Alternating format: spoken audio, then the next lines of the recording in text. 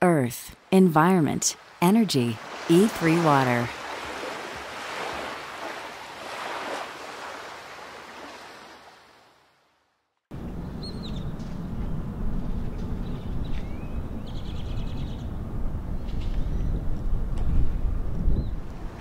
Hello, I'm Ken Robertson, president of E3 Water.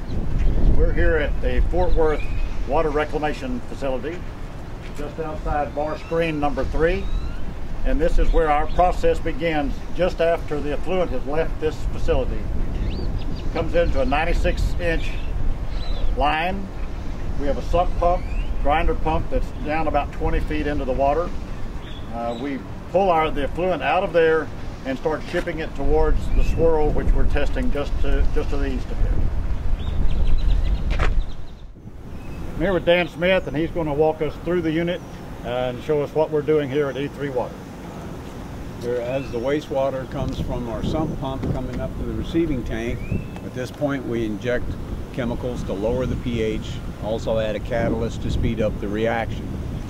The wastewater then travels here to the receiving tank. As the wastewater enters the receiving tank, we monitor flow and pH so that we can control our chemicals. We then come into a rock trap to catch any hard articles that come in, rocks, bolts, any heavy items like that. Then into our grinder. This is a Muffin Monster grinder. We use this to grind all of the solids in the wastewater up to approximately 200 micron. From there it goes on into the top of the tank.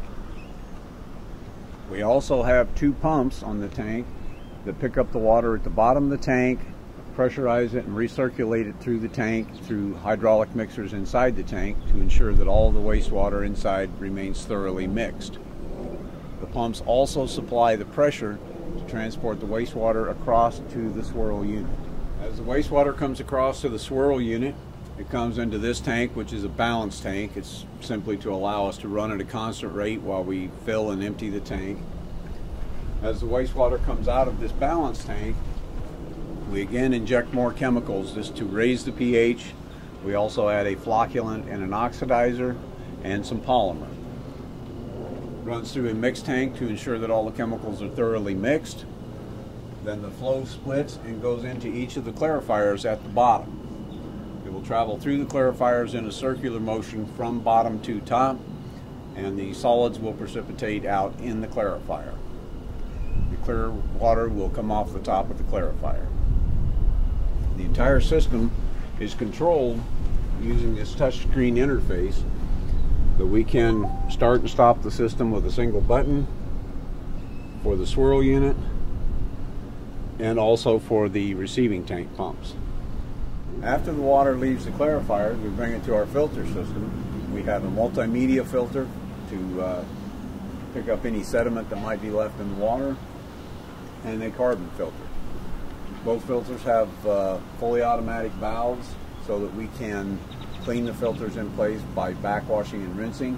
And we can also divert the water automatically either to a storage tank or off to a point of use or discharge. All right. We also take the sludge off of the system on a continuous basis.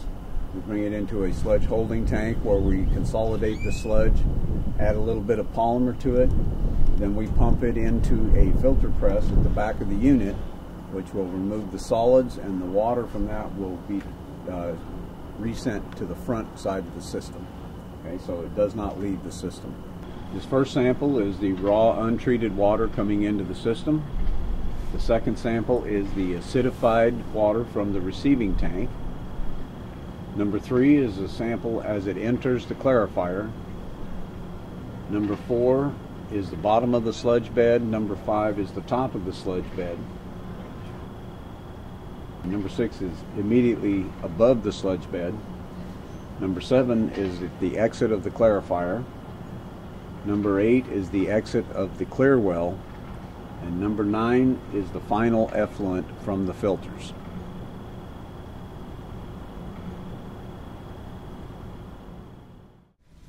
So in here we can perform things called jar tests, and they're basically little batch tests in these jars, and we can practice using different types of chemicals and different dosages of the chemicals. And these represent the chemical processes and reactions that take place in the actual treatment unit. So this is a TOC machine, or a total organic carbon machine, and we can use this machine to measure the concentration of organic content that is in the water. So that's one of the major constituents in the wastewater that we have to try to remove, is the organic content.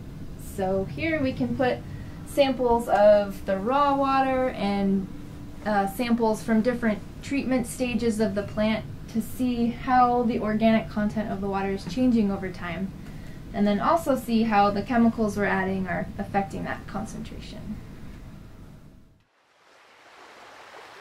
Earth, environment, energy, E3 water.